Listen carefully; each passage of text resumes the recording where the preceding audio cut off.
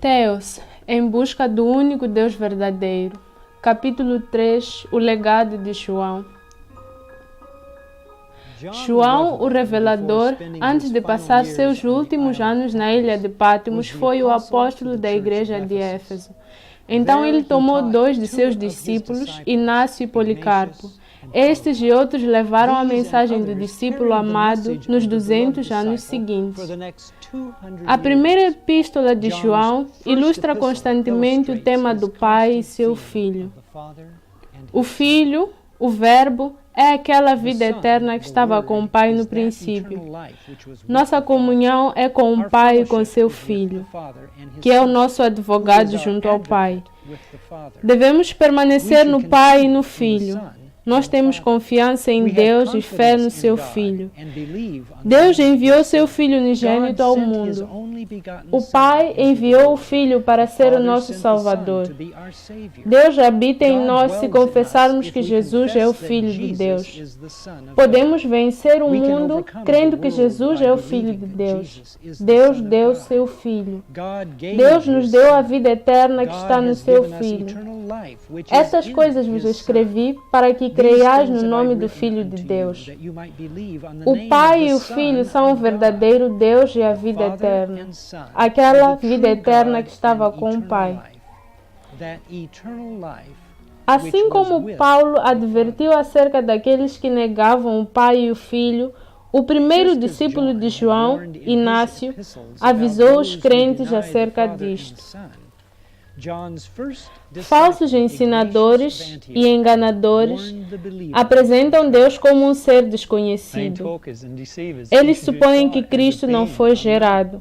E como fazem com o Espírito, não admitem eles a existência de Cristo. Alguns deles dizem que o Filho é simplesmente um homem e que o Pai, o Filho e o Espírito Santo são a mesma pessoa. Inácio descreve a perda de identidade que foi o resultado dos ensinos do Anticristo, fazendo deles uma só pessoa ou um só ser. Em contraste, Inácio declara, assim como Paulo fez em 1 Coríntios 8, verso 6, que o Pai é o único Deus verdadeiro, não gerado, inacessível, o Senhor de todos, o Pai e progenitor do unigênito Filho. Temos também como mestre o Senhor nosso Deus, Jesus Cristo, o unigênito Filho e o Verbo, desde a eternidade antes da criação do tempo. Outro discípulo contemporâneo do apóstolo João introduziu sua epístola aos Filipenses à maneira das epístolas de Paulo. Policarpo e os anciãos que estão com ele à igreja de Deus que está em Filipos. Misericórdia e paz do Deus Altíssimo e do Senhor Jesus Cristo, nosso Salvador, vos sejam multiplicadas. Justino, o mártir, era um palestinense que ficou insatisfeito com a filosofia estoica platônica. Aceitando o cristianismo em Éfeso, escreveu consideravelmente para o defender. No seu diálogo com Trifo, escrito cerca de 45 anos após a morte de João, Justino esforçou-se para persuadir um judeu pelas Escrituras de que Jesus é o divino Filho de Deus, o Messias prometido. Deus possuiu antes da criação um começo, um certo poder racional procedente dele mesmo, que é chamado Espírito Santo e manifesto como a glória do Senhor, o Filho de Deus, a sabedoria de Deus, como anjo do Senhor, como Deus e como Senhor e Verbo. Ele foi gerado pelo Pai. Justino então cita Provérbios 8, quando ele fala através de Salomão: O Senhor me possuiu no princípio dos seus caminhos. Desde a eternidade fui ungida desde o princípio, antes do começo da terra e antes de haver abismos, antes de haver fontes carregadas de água, antes que os outeiros fossem firmados, antes de todos os montes ele me possuiu. Mas este descendente que literalmente saiu do Pai, esteve com o Pai antes de toda a criação, e o Pai comungou com ele.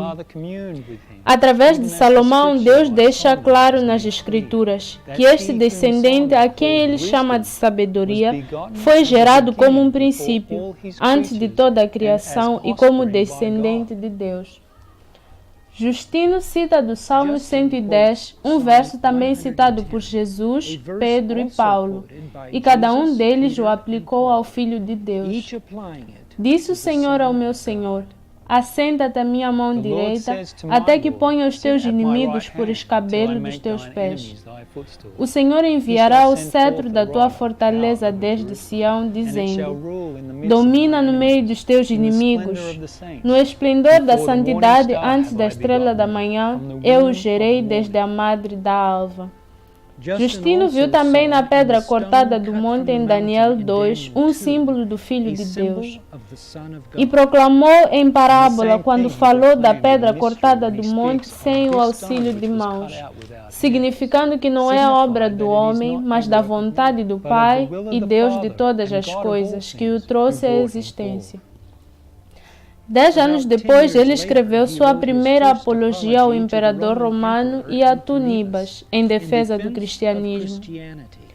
Jesus Cristo é o Filho e enviado de Deus, existindo na antiguidade como a palavra e revelado em algumas vezes na forma de fogo e noutras vezes com a aparência de anjo, mas agora pela vontade de Deus, tornando-se homem para a raça humana.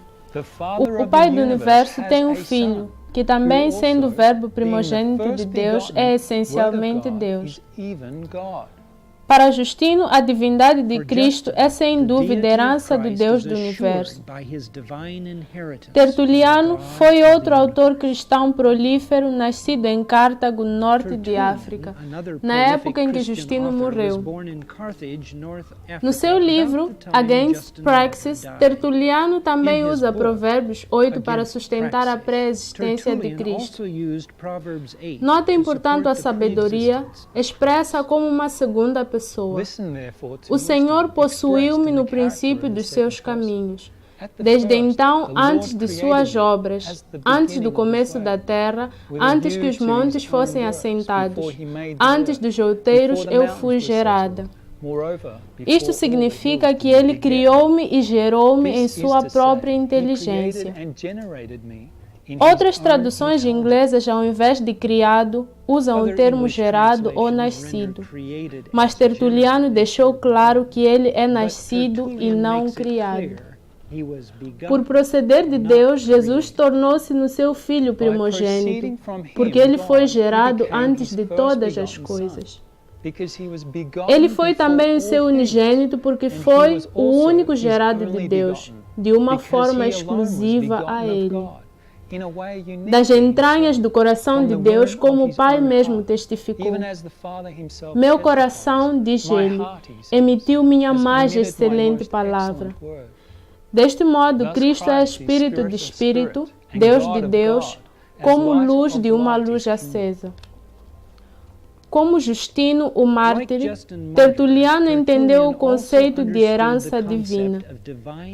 Aquele que saiu de Deus é imediatamente Deus e Filho de Deus, e os dois são um. Desta forma, ele é Espírito de Espírito e Deus de Deus. Ele é feito um segundo em existência, em posição, não em natureza. Ele apresentou claramente uma cristologia subordinante de dois seres que persistiu até ao 3º século depois de Cristo. Tertuliano viu também na criação do homem um tipo de pai e filho. Nesta obra, ele abordou o significante fato de que uma única costela de Adão originou dois seres e não mais. Haviam mais costelas em Adão, mas não mais esposas aos olhos de Deus. Adequadamente, o homem de Deus, Adão, e a mulher de Deus, Eva, sancionou para a raça humana um tipo, pelo procedente autorizado de sua origem, que é Deus. Tertuliano salientou que Deus fez o homem à sua imagem pela criação de 2 e não 3, baseada pelo seu procedente autorizado de pai e filho. Como uma mulher poderá ter espaço para outro marido? Ela terá um no espírito, um na carne. Isto seria adultério, a afeição consciente de uma mulher por 2 homens.